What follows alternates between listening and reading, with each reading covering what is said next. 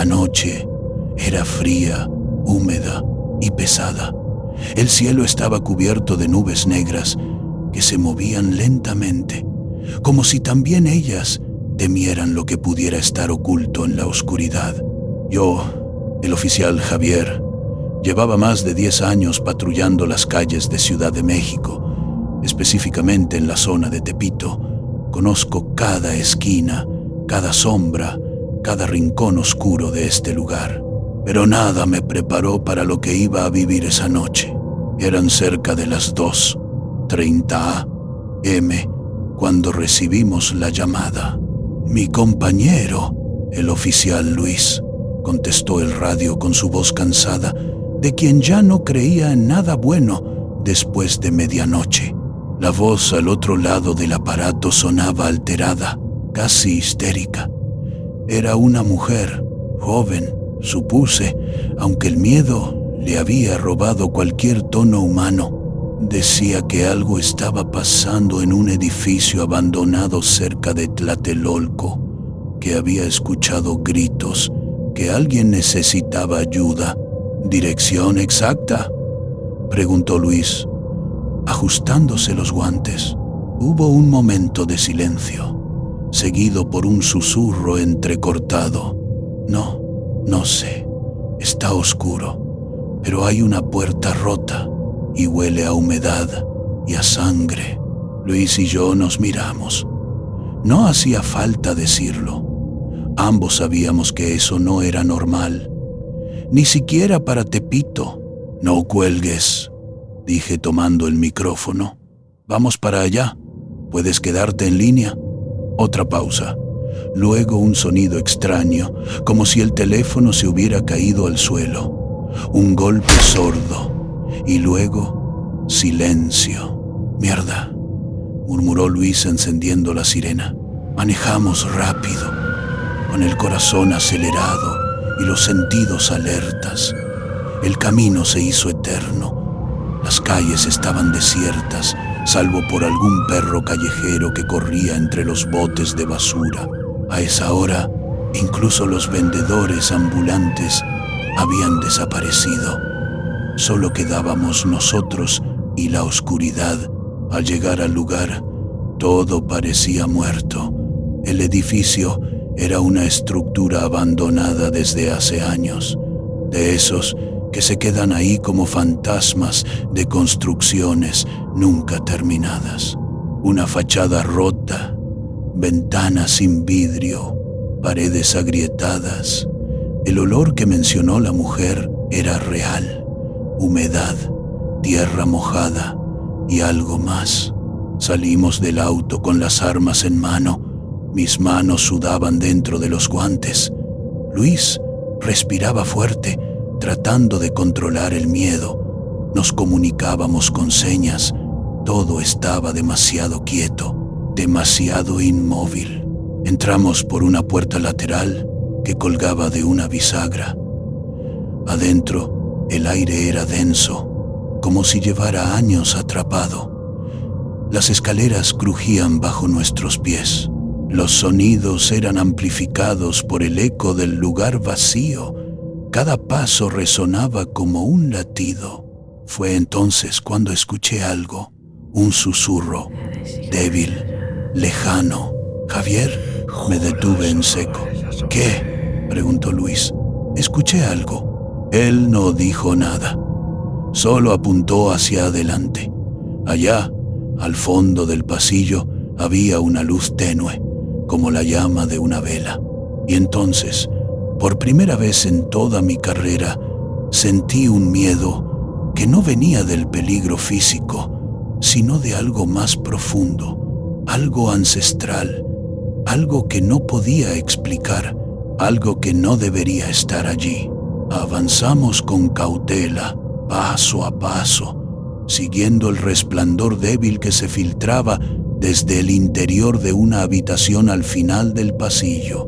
Mis botas apenas rozaban el piso de concreto resquebrajado, evitando hacer el menor ruido. Luis iba detrás de mí, cubriéndome las espaldas, su respiración contenida, igual de tensa que la mía. El ambiente era asfixiante.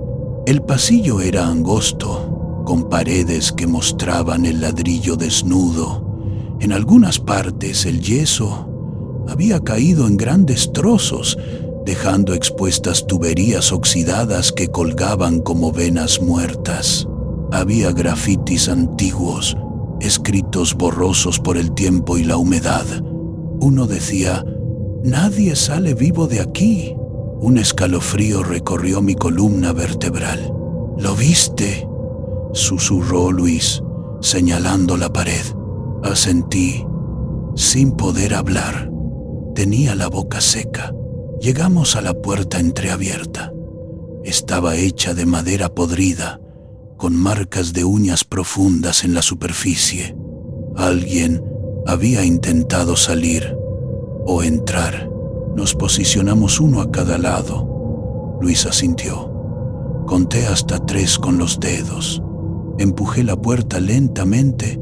Lo que vimos nos paralizó. La habitación era grande, una especie de sótano convertido en sala de espera.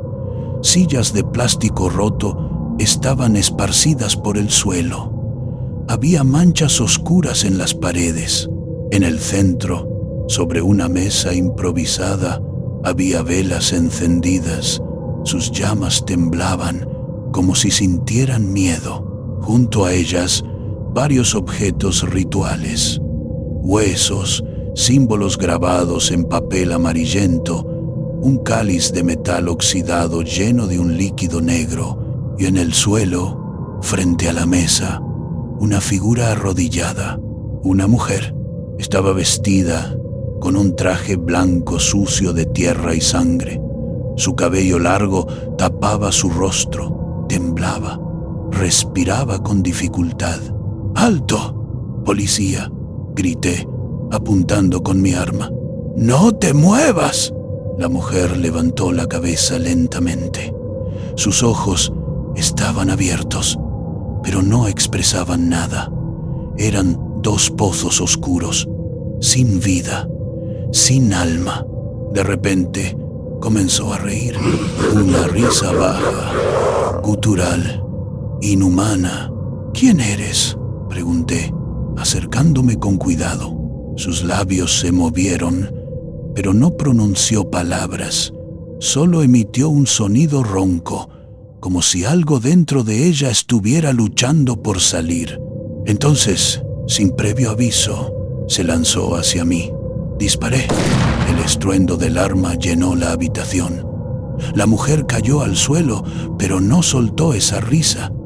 Seguía riendo mientras se arrastraba hacia nosotros con una fuerza inhumana. «Javier, corre», gritó Luis, pero mis piernas no respondían. Me quedé clavado, viendo cómo esa cosa se levantaba otra vez, como si no hubiera sentido la bala.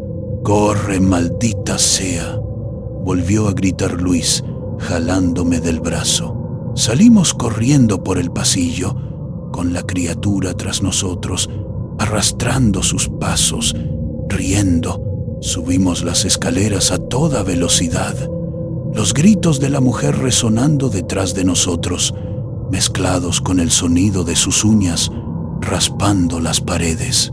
Cuando llegamos al primer piso, el edificio ya no era el mismo. Las puertas se habían cerrado solas. Las ventanas estaban selladas con tablas. No había salida. Estábamos atrapados y afuera la ciudad dormía ajena a nuestra pesadilla. El edificio no era el mismo. Lo sentía en cada rincón, en cada pared que antes estaba rota y ahora parecía nueva, como si hubiera sido reconstruida por una fuerza invisible. Las ventanas estaban selladas con tablas de forma perfecta, sin grietas por donde pudiera colarse la luz de la luna. Incluso el aire había cambiado. Ya no olía a humedad y sangre seca, sino a algo peor, a tierra mojada y carne quemada. Luis y yo nos miramos sin decir palabra. No hacía falta. Los dos entendimos al mismo tiempo que no estábamos solos allí dentro, que el lugar había despertado desde el momento en que cruzamos esa puerta. Javier, susurró Luis, señalando el suelo. Bajo mis botas, las baldosas del primer piso habían desaparecido. Ahora caminábamos sobre tierra compacta, fría, húmeda. Era imposible. El edificio tenía pisos de concreto, techos altos. No había manera de que estuviéramos bajo tierra. Pero ahí estábamos, parados sobre lo que parecía un camino de tierra en medio de un bosque abandonado. Esto no puede estar pasando, dije entre dientes, sintiendo cómo el miedo me apretaba el pecho como una garra. ¿Y qué explicación tienes para esto?, respondió Luis, señalando hacia adelante. A unos metros, entre la oscuridad, apareció una figura alta, delgada, vestida con una túnica negra. Su rostro estaba cubierto por una máscara antigua, de esas que usan en rituales indígenas. No se movía, solo nos observaba. Luis levantó su arma, pero yo lo detuve con una mano en su brazo. No disparemos sin saber qué es, le advertí, aunque ni yo mismo creía en mis palabras. La figura no se acercó. En lugar de eso, extendió un brazo hacia nosotros y señaló hacia abajo. Miré hacia donde señalaba y vi una tablilla de madera enterrada en la tierra. Tenía símbolos grabados alrededor, algunos que reconocí vagamente como parte de antiguas prácticas religiosas prehispánicas. Otros eran completamente desconocidos, letras retorcidas que parecían moverse cuando intentabas enfocarlas. ¿Qué carajos es esto?, murmuró Luis, bajando lentamente el arma. Pero entonces escuchamos el sonido, un murmullo lejano, como voces susurrantes que venían desde muy abajo. Eran palabras mezcladas con risas infantiles, llanto de bebés y el sonido de huesos rompiéndose. Javier, tenemos que salir de aquí, dijo Luis, retrocediendo lentamente. Pero detrás de nosotros, la entrada por donde habíamos entrado ya no existía. Solo una pared de piedra llena de inscripciones antiguas y sangre fresca que goteaba desde arriba. ¡Mierda!, grité, dándome vuelta. ¡No hay salida! La figura seguía señalando la tablilla y de repente habló, o al menos oímos su voz dentro de nuestras cabezas. Bajen. Si quieren sobrevivir, bajen. Luis dio un paso atrás, temblando. No vamos a bajar a ningún lado. Esto es una pesadilla. Entonces, ¿qué propones?, le dije. ¿Quedarnos aquí hasta que esa cosa decida atacarnos? La voz volvió, más fuerte esta vez. Si no bajan, morirán, uno a uno, como los demás. ¿Qué otros?, pregunté, mi voz apenas audible. La figura no respondió, solo señaló de nuevo la tablilla. Esta vez la madera se abrió sola, revelando una escalera que descendía hacia la oscuridad. Luis tragó saliva. Javier, tengo miedo. Yo también, admití. Pero no tenemos otra opción. Con manos temblorosas comencé a bajar. Luis me siguió, rezando en voz baja. Cada paso resonaba como un eco hueco. La temperatura bajaba con cada metro que descendíamos, y conforme avanzábamos, el olor empeoraba a carne podrida, a muerte. Cuando llegamos al fondo, lo que vimos hizo que se me helara la sangre. Estábamos en una especie de cripta subterránea. Había velas encendidas en candelabros de hueso humano. En las paredes, cadáveres colgaban como si fueran decoraciones. Algunos llevaban uniformes de policía. Entre ellos, reconoció a uno. Era el oficial Raúl, desaparecido hace 3 meses. Y entonces escuchamos el sonido de pasos, muchos pasos. Venían de todas direcciones. Nos habían encontrado. Los pasos se acercaban. Eran muchos, demasiados. Venían desde todas direcciones, como si el lugar estuviera lleno de criaturas que llevaban años esperando nuestra llegada. Luis y yo nos pegamos a la pared, con las armas levantadas, sudando frío. Las velas parpadeaban violentamente, como si algo en el aire estuviera alterando su llama. La temperatura era insoportablemente baja, tanto que podía ver mi propio aliento en la oscuridad. «Javier», susurró Luis, señalando hacia un rincón de la cripta. Allí había una figura arrodillada, un hombre joven, vestido con ropa sucia, cubierto de sangre seca. Su cabeza colgaba hacia adelante, como si estuviera inconsciente o muerto, pero no lo estaba. De repente, levantó la mirada. Era el oficial Raúl, el mismo que aparecía colgado en la pared momentos antes, o eso creíamos. Sus ojos estaban abiertos, pero no eran los mismos. No tenían vida, ni humanidad. Era como si alguien hubiera vaciado su alma y la hubiera reemplazado con algo oscuro, antiguo. «Está vivo», dijo Luis, dando un paso hacia él. «No te muevas», le advertí. «No es él. No puede ser». Raúl comenzó a hablar, pero su voz sonaba distorsionada, como si viniera de muy lejos, o como si varias personas hablaran al mismo tiempo dentro de su cuerpo. «Ustedes no deberían estar aquí», murmuró. «Este lugar no perdona».